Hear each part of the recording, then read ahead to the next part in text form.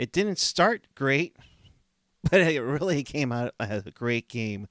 Sharks come back from a nice road trip with a victory in the division. They are still undefeated in the division, folks. Let's talk about it right now. Let's talk about Hertl's 600th goal. We'll talk about that and more right now. This is Teal Town After Dark.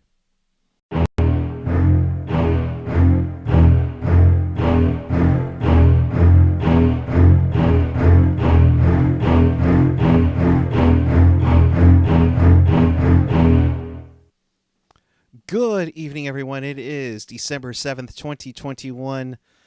Adin Hill's looking at you saying, yeah, I might have let in one bad one early on, but I was badass tonight with his 40 saves. Welcome to Teal Town After Dark. This is your live interactive Sharks postgame. We do this after every single Sharks game, home and away.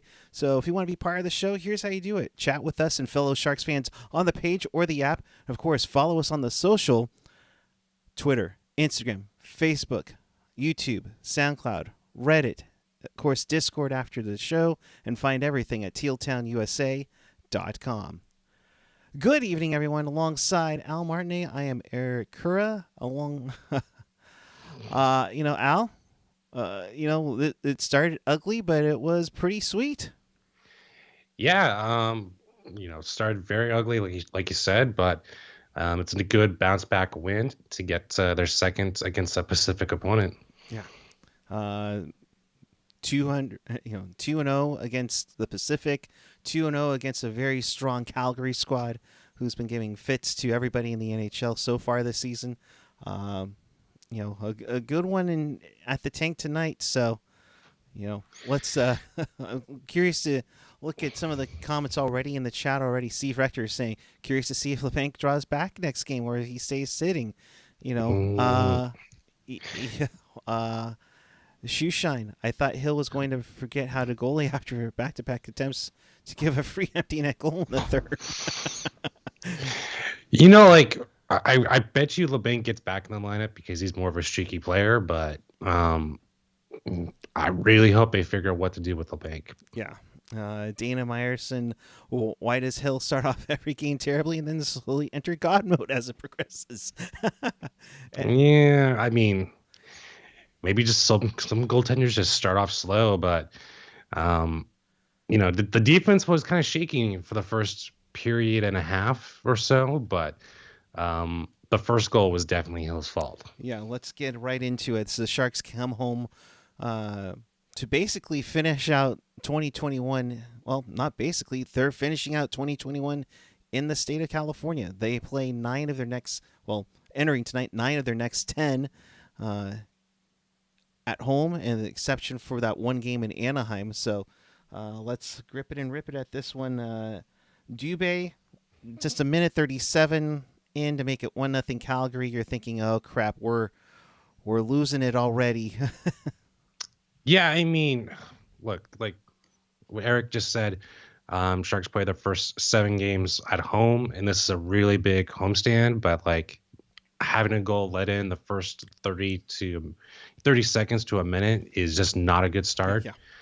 And even tonight, we scored 4 goals, but like for the most part, Calgary did control the pace for most of the game.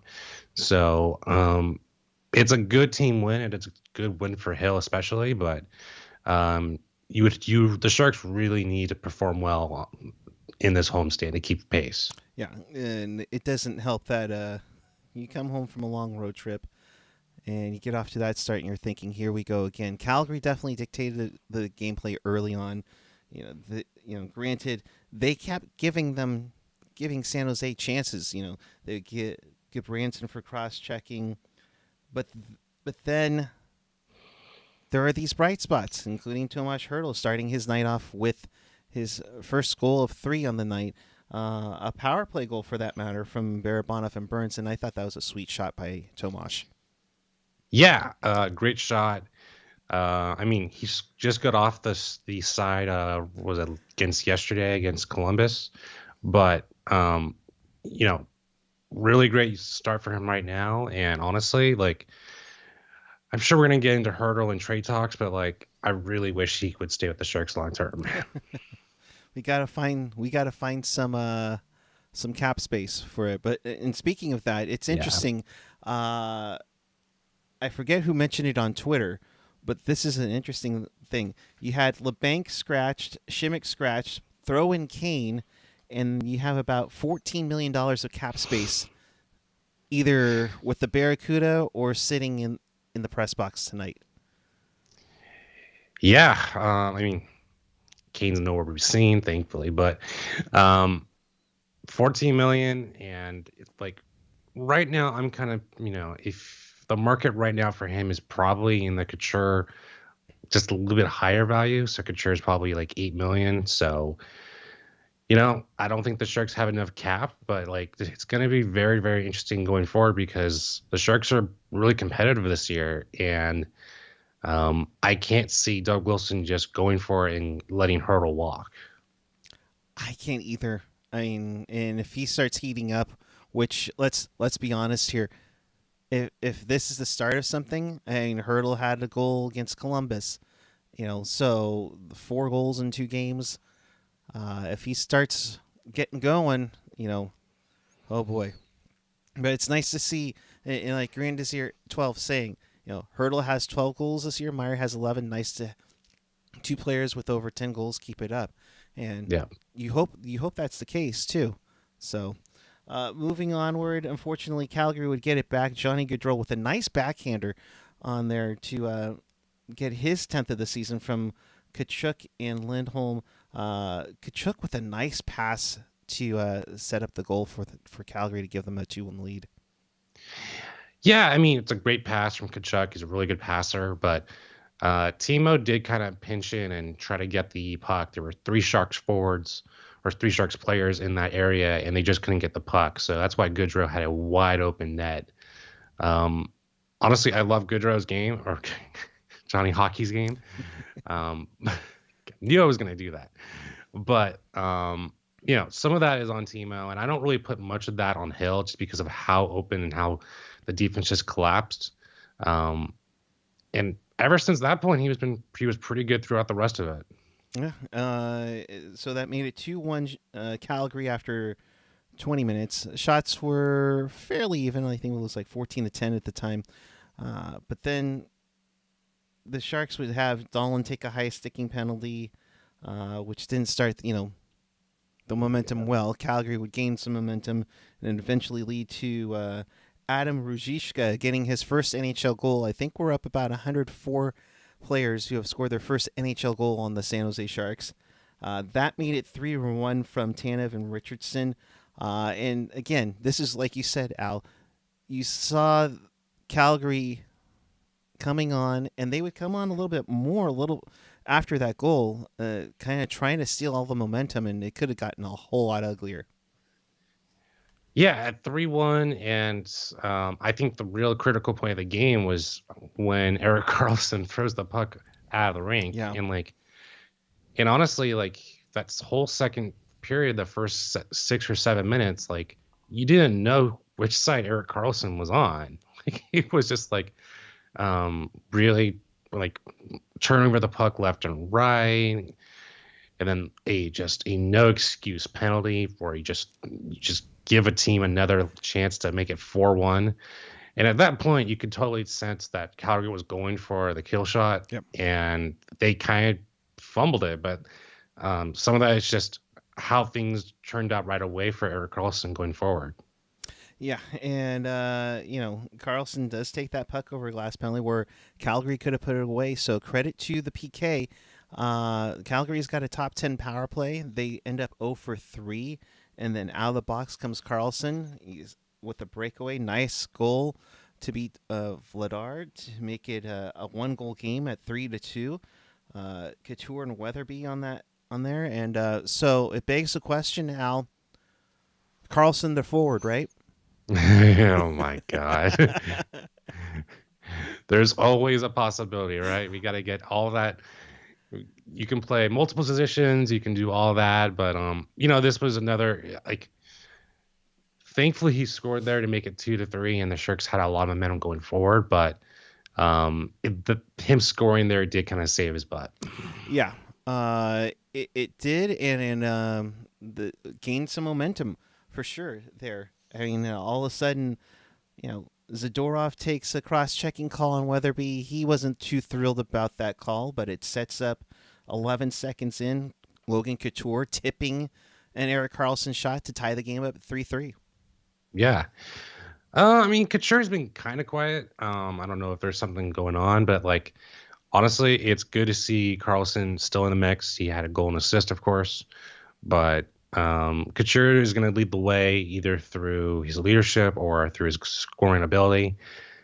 You haven't seen a lot of that from Couture, where he's just kind of taping pucks in front of the net, but to get it 3-3 with still some time left in the second was huge, because honestly, like, this could have been a 4-1 game, and because of the status with James Reimer, like, he was out tonight. I'm not too sure if he was on the bench tonight, so that he could have actually played if that was an option. But still, like, you're not playing that game at all. It's still 3-3 with a lot of time, with some time left in the second. Yeah, we should also mention Reimer day to day with an illness of some sort. Sharks aren't really saying too much, but it's not COVID related. Of course. We hope not, at least. So he's in there. Melnichuk was called up from the Barracuda. We'll get to the Barracuda in a little bit. We won't get to that. Yeah, we'll briefly touch on the Cuda because yikes. But let's go to PJ.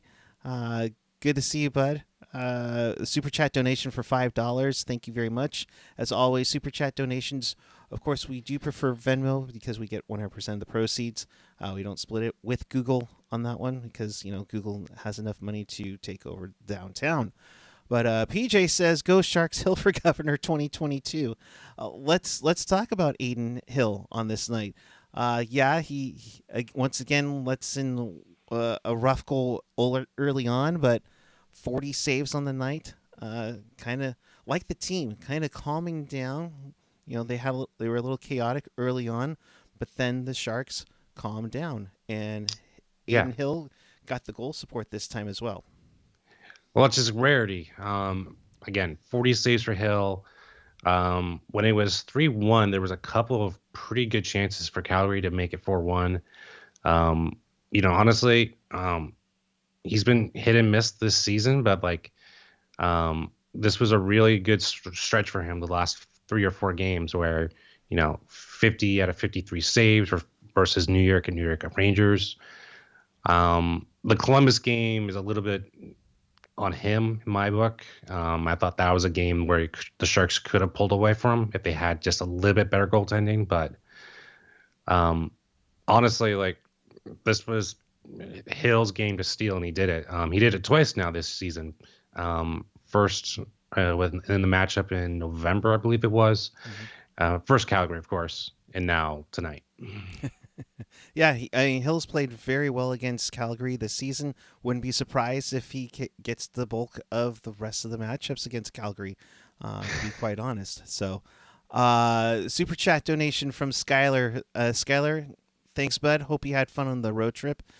Good Sharks win. This moves San Jose back into the Western Conference wild card 1 playoff spot. Try to do my best rock impersonation. If the playoffs started tomorrow, the Sharks would play Calgary. Playoff preview? Just what everyone thought. Yeah. And for me, the Sharks are playing with house money at this point. I really did expect them to kind of be the teams like Vancouver or Montreal this year, but I give them Coach Bob Budner a lot of credit this year because he's shuffled things in order, sent people down left and right. But the team is really competitive this year for 60 minutes. Yeah.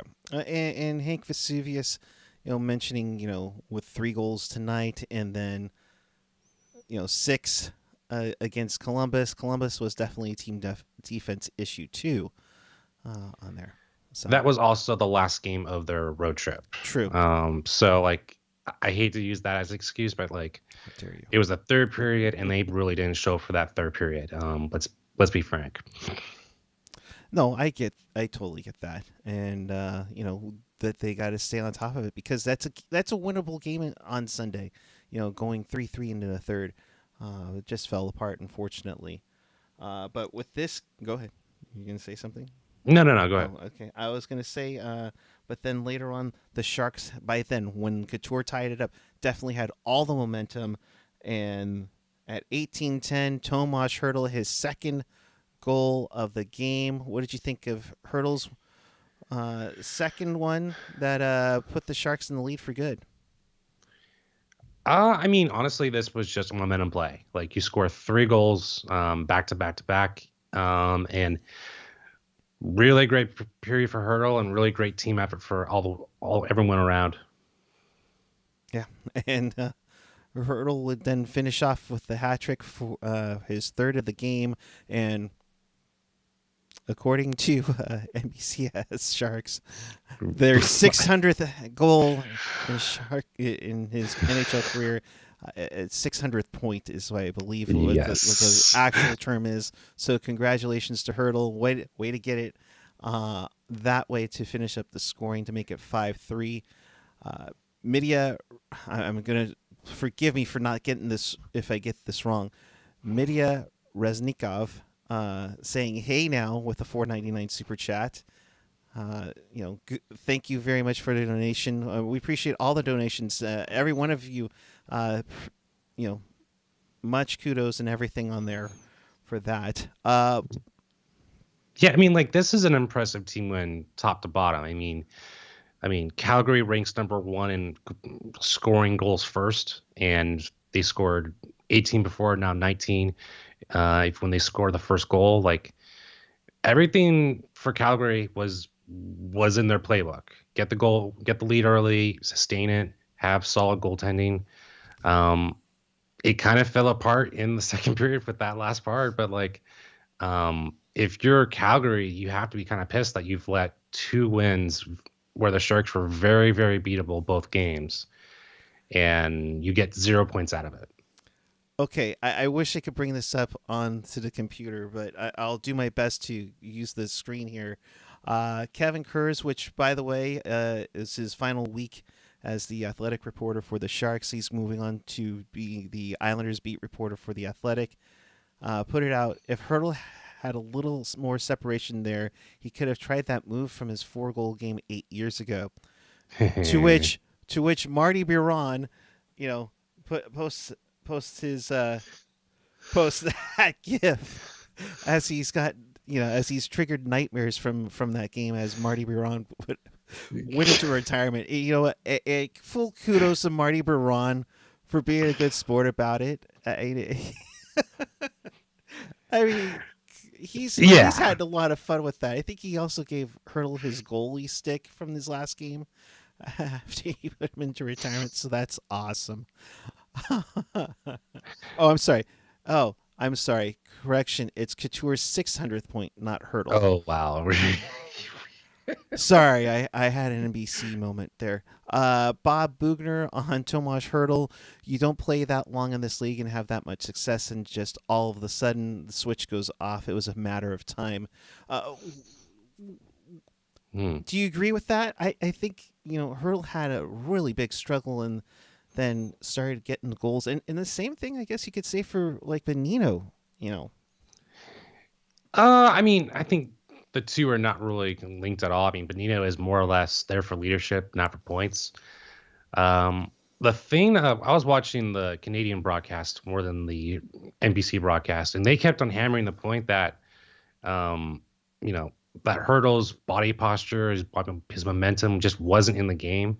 And like, if you show that you're down, it kind of looks bad on the younger players, which the Sharks do have a lot of younger players this season, but for the most part, I don't really buy into that. Tonight proved that obviously when Hertl got that first goal, things kind of clicked. But the big turning point, of course, was Erik Karlsson swinging back that horrible penalty he took into a power play goal, or not a power play goal, but it was definitely a goal that kept them in one goal game. Yeah. As to reiterate from the other night where they were kept talking about a power play influence goal, that was Yeah. a penalty kill influence goal. Let's make up new stats tonight. What kind of backtracking a little bit? What did you think of the hit by Milan Lucic on Lane Peterson? I didn't think it was that It bad. I just looked mean, ugly, I think, at first. I think also because we're talking about Milan Lucic, who has had a kind of a checkered past. When you see a Sharks player go down like that, you're obviously going to check who it is, and obviously if that person checks out, yeah, like Lucic is kind of an older player. He's kind of and I'm glad he's kind of found success now with Calgary. I'm surprised he didn't do too well with Edmonton, but man, I just hope the player is doing fine. And honestly, I'm glad that there was no penalty for it because it didn't look that bad. Yeah, and Peterson, went down the hallway for a moment, then came back onto the bench. So looking at his numbers on the night, I mean, he doesn't usually get too much time, but 8:36 time on ice for him. Along with right around the same time for Jona Gadjevich, and they were both a -1 on the evening. Weatherby would get a little bit more just because he's in the PK and the power play on there. But looking all around, on the score sheet here, nice to see everybody. Burns getting 2 assists on the night. Carlson a goal and an assist. Barabanov 2 assists. Of course, Hertl with the hat trick. Logan Couture a goal and 2 assists. Nice to get a bunch of scoring going around, and guys who needed to get off the schneid over the last few games have been getting off the schneid. Like we said, Yep. Bonino had 4 goals in a 7-game stretch coming into tonight. And then Burns had 2 assists tonight. Yeah, and he's starting to get heated up. I mean, and of course Erik Karlsson, of course, has been on a nice run since he returned from COVID protocol. Yeah, I mean, this is another bounce. This is a bounce back year for Erik Karlsson. I mean, it was a couple years ago. We're just wondering if we're going to get the same type of player, but he's been more consistent. And I think some of that also is just by the ice time. I mean, I'll just take a look up from the graphics that the TSN or Sportsnet made, and like last year he was skating about 24 minutes a night, and now he's really just down to 21-ish. Now, I think that's a great way to preserve him, keep him going for 60 minutes. But I do wonder how much time are we really going to give to Burns and Ferraro, that line, because we're sitting at December, and can they keep up with that much time on ice? Yeah. No, I mean, pretty much 24 minutes for both of them tonight. Karlsson and Middleton, 21 minutes as well. Yeah, it's tough. It's tough to see how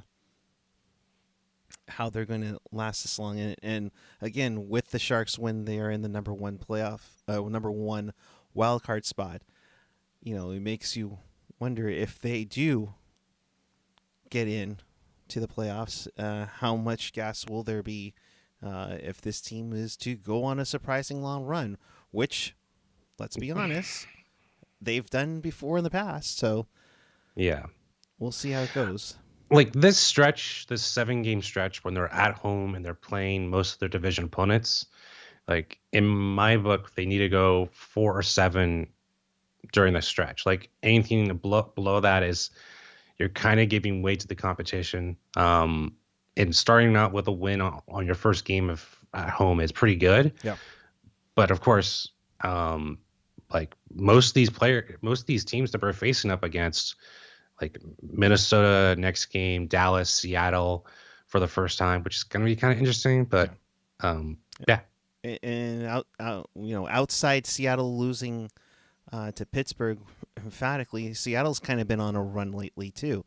Yeah. And Vancouver, they'll play Vancouver twice in about 5 days, and we all know how their coaching change has happened, and everything.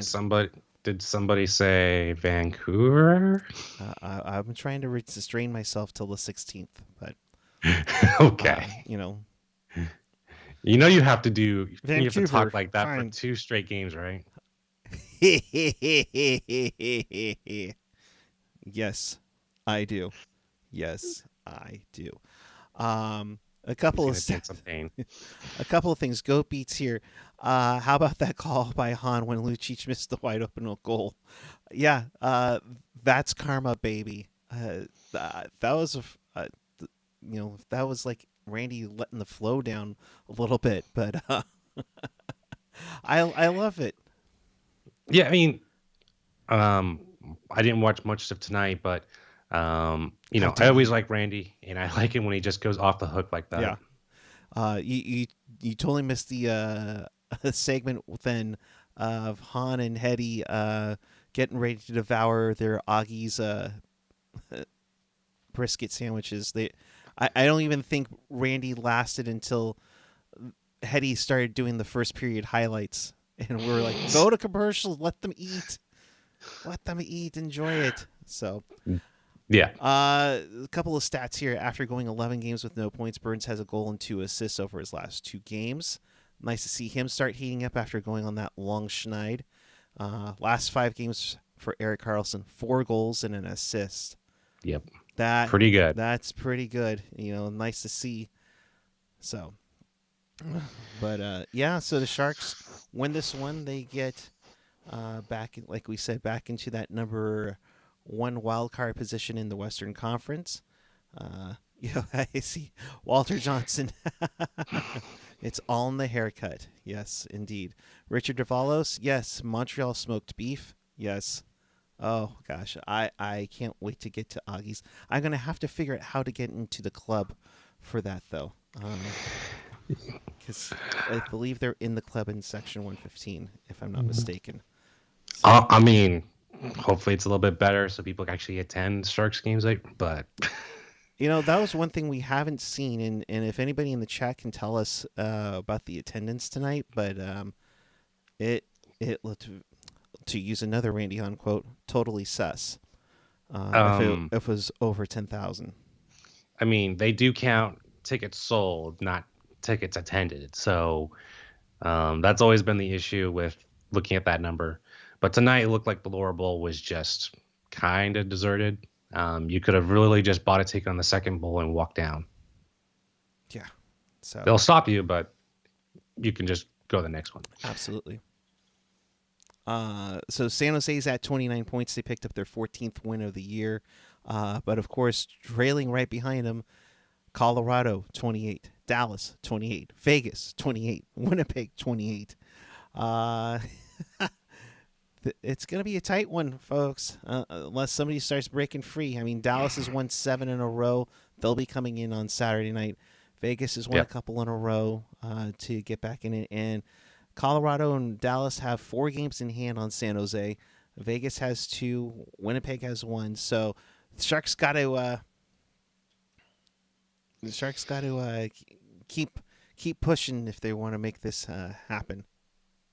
Yeah, I mean, and then you have Vegas actually playing pretty well lately, but right now, and it's kind of weird we find ourselves in this position, but like they just got to keep pace. I think the team to look out for is just Vegas because there are reports that Jake Eichel can be ready in the next 3 to 4 weeks, and if he's ready that soon, what the hell is Buffalo doing? Like just in general, like why didn't you just allow him to get his surgery during the off season and all that? But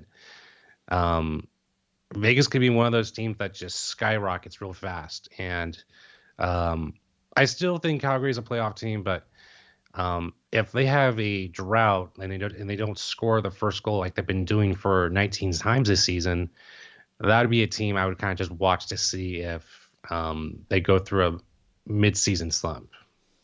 Yeah, and that's going to be the tough part.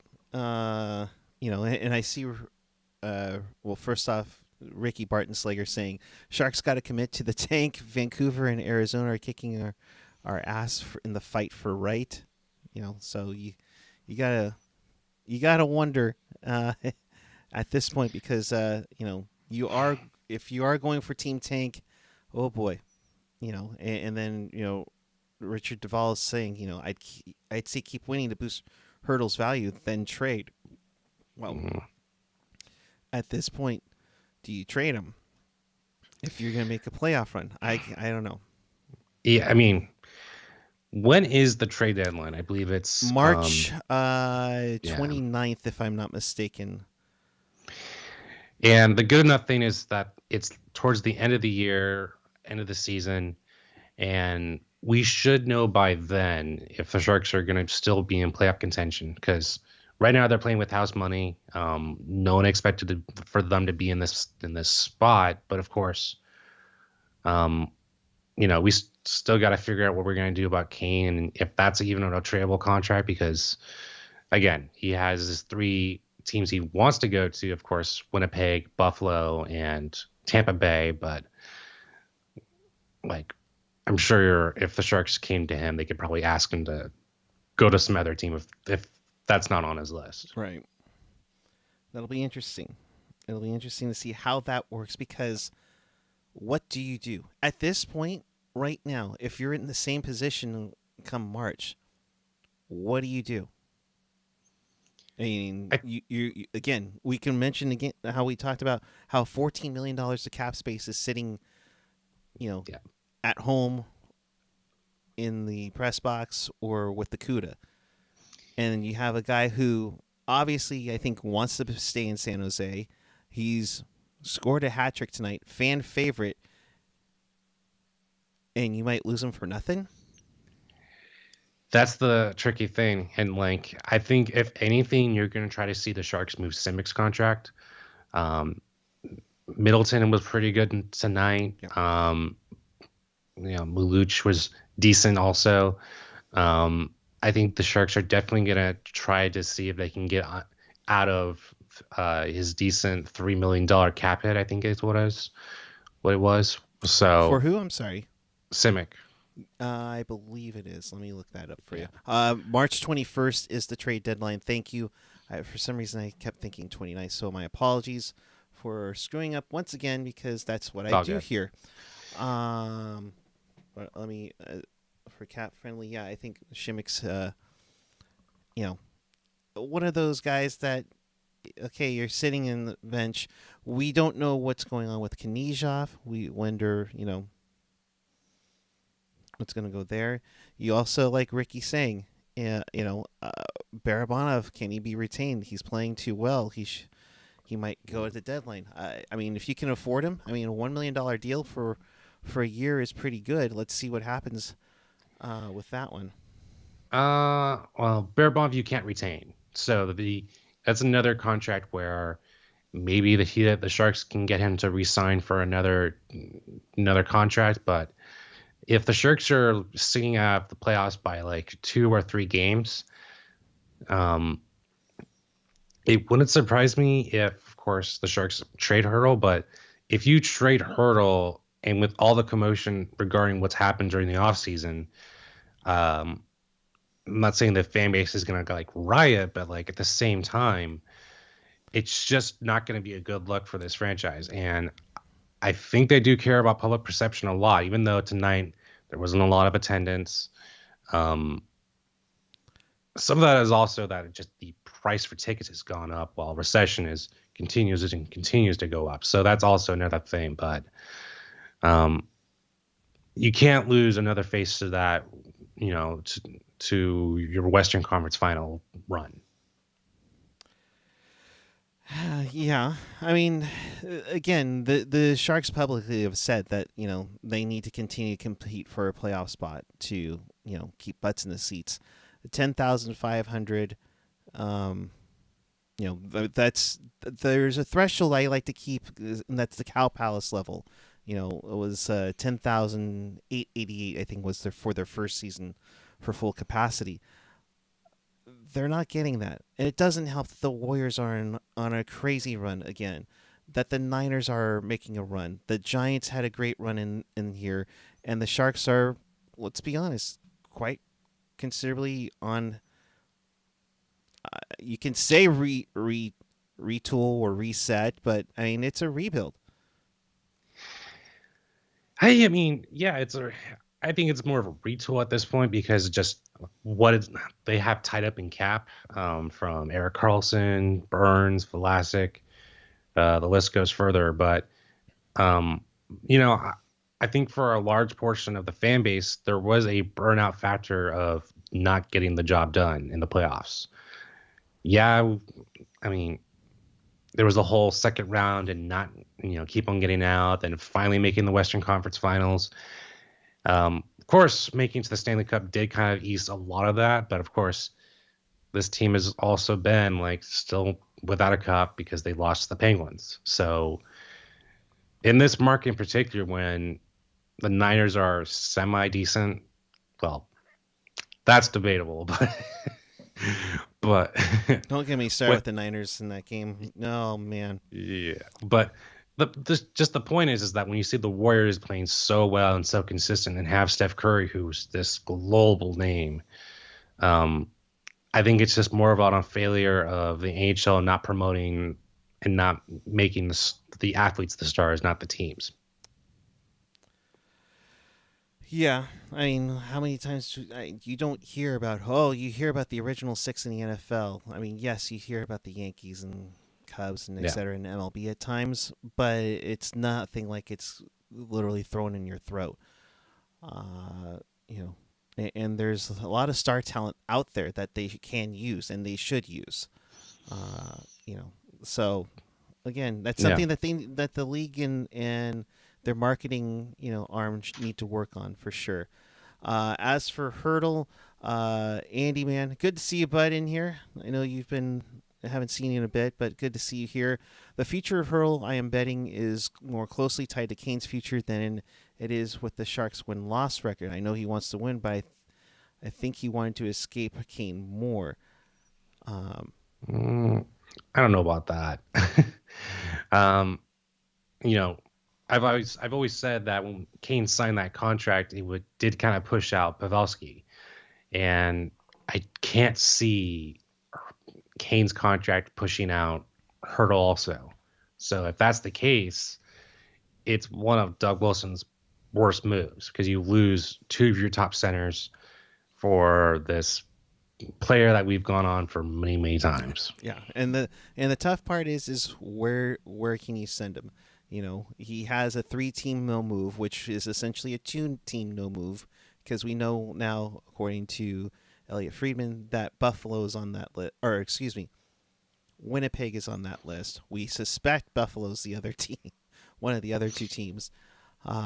So Yeah, it's the three teams were Winnipeg, Buffalo, and Tampa. So like whatever you go with whatever he's Tampa trying for to sure. do. Yep. Tampa for sure, huh? Okay. Dana Meyerson, I don't think they should trade Hurdle away at the deadline unless they're really out of it. It's a sad and unceremonious way to go, especially if there's a decent shot at the playoffs, and then Hurdle would be there to be part of the playoff run. I mean, I don't know how I feel about it because if the Sharks make the playoffs and let's say they do and then lose in the first round, like we've literally lost Hurdle for a lot we could have gotten back for potentially a first round pick and a lot of assets for Hurdle. But if the Sharks go out in the first or even like the second round, it's still a huge loss in my book. And getting now we see a lot of attendance issues coming into the fact, and a lot of it's with the COVID issues. But winning also does a lot of things. I mean, of course, the state is now requiring proof of vaccination for kids up Yeah. until 11 going forward. So I'm curious if that's got anything else going on to it with it. And it's tough, and it's tough to see too, because I think I think everybody who's been here, um, it's like we love this game. This team has shown flashes of being good. Like tonight's game was a pretty entertaining one, to go and Yeah. support. Lanical with the $5 super chat donation. Thank you again very much. I have a feeling if the Sharks are in a playoff spot in March, Doug might think we're one piece away again. Hopefully, King gets moved so Hertl stays. Yeah. Yeah, I mean that's the thing. It's not gonna happen. I don't just the odds of Kane moving are just pretty slim. Um, I honestly, even if the Sharks make that their big move is bringing back Kane, I still don't want it because you're kind of ruining your line chemistry for that's kind of developed and kind of solidified at this point. My thing is that you wonder if Kane gets showcased. He gets called up to be showcased in a deal. That's one thing that I'm curious about. So Yeah, but even if you showcase him, like who's going to take that contract? I know the Sharks have said that the Sharks would retain 50% of that contract. I'm not even too sure any team wants the locker room issues that have been pretty present in both Buffalo, now in the San Jose Sharks. A third team really needs to say, hey, we're just going to go for it. We don't care. We have a solid group to deal with Kane's extra stuff. Yeah. I just, that's so. Ricky Bartonslager, dead cap, 3 million Carlson, 4 million Vlasic, 2.75 LeBanc, 1 million Jones. That's 20 million dead cap. Really just overpayments and buyouts. This team cannot be a contender until some of those expire. Yeah, I mean that is the case, and you have Jones on there. You're most likely, I could see them doing a buyout with Kane just to finally get him off the books.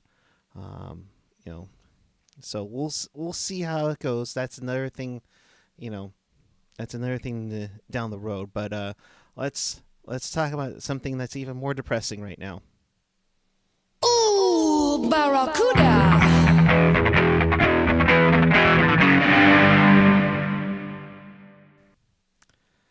So the Barracuda play tonight in Stockton. So it's kind of the NHL squad and the AHL squad both playing the same teams.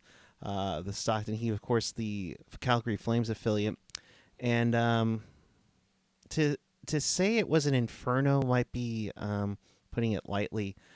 Stockton beat the Barracuda 10-1 tonight, which Brian Frace got a hat trick in this one. We'll give credit to Montana Onyebuchi. He got his first goal of the season and the only goal for the San Jose Barracuda in this one.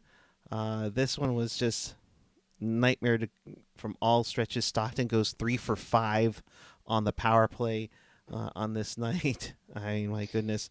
The Barracuda would go 0 for 3.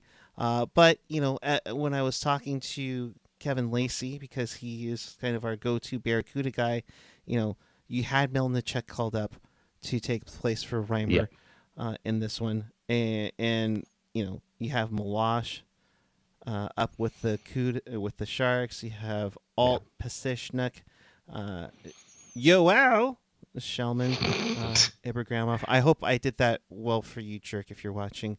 And to be honest, he was saying the Barracuda have absolutely no forward depth at all at this point, except maybe Nick Merkley or Joachim Bielefeld or Scott Reedy, having a tough time to go with it.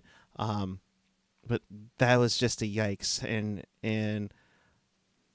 with the yikes, I can say, at least they got some kids that are going to be coming up, over the next year when they open up that new arena. Is this the first real bad loss of the season? Like 10-1 is pretty striking, but I think 10-1 is, I could say, it is an absolute annihilation. Okay, annihilation, but like it seemed like they've been consistent. It's just the amount of talent that's been brought up to the Sharks from Barracuda, like Lacey just said, like is a big reason why. I mean, you see that all the time with AHL teams, like just players move left and right, up and down, and I think tonight's probably not on a lot of players, but losing 10-1 is just not good for the system. Yeah, it's not going to help things, and they're going to get a boost when Evander Kane makes his Barracuda debut on this Saturday as a part of the Hockey Day in San Jose doubleheader. The Barracuda will play at 1:00. The Sharks will play at 7. But it's bad, and you hope that they can turn around, and it's one of those where it can be demoralizing. I mean, but even former Shark or former Cuda, I should say, Nick DeSimone with a pair of assists in 14 seconds. Just to twist the knife and add some salt into the wound there. So that will give you your update on the CUDA for this evening. So we'll be on the lookout for that. But and AJ saying, yeah, they lost 7-1 to Abbotsford on November 12th. Yeah. So it's November 12th. Okay. It's more rough than a dog barking. That's for damn sure, because yikes. So November 12th was the game after the Sharks COVID stretch where Sharks had 7 players on COVID. Or when they came back, you mean? Yeah. So they made that flight from Winnipeg to Abbotsford, and so that was a rough one. Yeah, I'll give him that, but oh boy. Anyhow, quick scores around the league: 5-4. Leafs beat the Blue Jackets in that one. San Ramon native Austin Matthews with a pair of goals in that one. Lightning win 3-2. Corey Perry comes back to haunt his former team that he was in the Stanley Cup final with that goal. Islanders win 5-3. They were on the road, so of course no celebration in their new barn. Former Sharks prospect Josh Norris with his 11th of the season. Nashville wins 5-2 over the Red Wings. The Predators have the same amount of points as the Sharks do in the playoff race. Ducks shut out the Sabres 2-0, and I want to bring this up because did you see, which is most likely the goal of the year? You talking about the alley-oop? Yeah. I mean, really creative play. I grew up watching Papu Datsuk on the Red Wings, and he would obviously try to do something very, very similar with throwing the puck over the net. But man, seeing it actually work, it's good seeing the young guys try some stuff that you typically don't see in the playoffs. Yeah, it's pretty cool. Sonny Milano with the tip in there for his 8th, and the Zegras, goes like he couldn't believe it. I mean, it looked like he was going to go for the Michigan, but nice play all around. Ducks win that one 2-0. Blues win in overtime 4-3 over the Florida Panthers. Barkov makes his return, gets his 10th of the season. Canes beat up on the Jets 4-2. And let's see here. Rangers 6-2 over the Blackhawks. The scary incident with I can't remember the gentleman's name. He was out before his head hit the ice from that hit from Trouba. I just hope crap that Kyra you can tell by by just looking at the replays that he was in pain immediately after he took that hit, and it was a huge hit too. But for the most part, like, you hope things are going to turn out well, but he lay unconscious on the ice for a good moment, and I hope everything's turning out well. But man, that hit was really bad. Yeah. The Wild went into Edmonton and lit up the Oilers 4-1 on this night. That's the Sharks' next opponent. So let's talk Jukar Kyra, who I think was a former Oiler for that matter, if I remember correctly. So 3 people. Thank you very much. Appreciate it, my friends. See, this is why you have the super chat, because of the support that they give you. So huge ups to all of you. We appreciate each and every one of you. as always. So do yourself a favor. If you haven't already, hit that subscribe button down below. Be a part of this awesome community. We're going to be jumping over to the Discord in a few to talk some more hockey. So, but for Minnesota, he got them on Thursday night. I mean, Minnesota, like the Sharks played really well. The first time they met, it was 4-1, I believe, in Minnesota. But still, Minnesota has been playing pretty well. I watched some of the Edmonton game tonight, and they jumped out to like a 2-0 lead in the first 3 or 4 minutes. Again, I'm not too sure if last year was kind of a fluke, but they are a tough team to handle. And the thing with just the Sharks I want to see is to get off to better starts. I mean, for all intents and purposes, it will probably be Hill's 5th or 6th game in a row that he's going to start. I know things can change with warm up, and James might be feeling better, but it wouldn't surprise me if Hill gets another nod tonight. But like, again, just get ahead tonight with the first goal would probably really help out against Minnesota. Yeah, it'll be an interesting one. Minnesota 18-6-1 on the campaign. They're one of the top teams in the West. Won't be an easy one. The Sharks certainly gave them a run for their money when they were up in the state of hockey. So that's a 7:30 start on Thursday night. Of course, stealth night. So, oh lordy, we can those jerseys, jeez. So with that, we'll bring this to a close. In case you missed anything or you want to watch this again, check us out on tealtownusa.com or your favorite podcatcher, whether it's Apple Podcasts, Google Podcasts, YouTube. As we said, keep that hitting that subscribe button. SoundCloud, Spotify, TuneIn, iHeartRadio, and of course, always available at tealtownusa.com. So, final thoughts on where the people can find you, Al? You can find me at Twitter at Al Marnay, and Instagram is right there. But for the most part, it's a great team win. Being down 3-1 and be able to crawl back and get 2 points and not give up like an OT point. Really huge at this point. And really bounce back game for Hill in general. So, yeah. Yep. I'm at PuckGuy14 on the Twitter and the Instagram.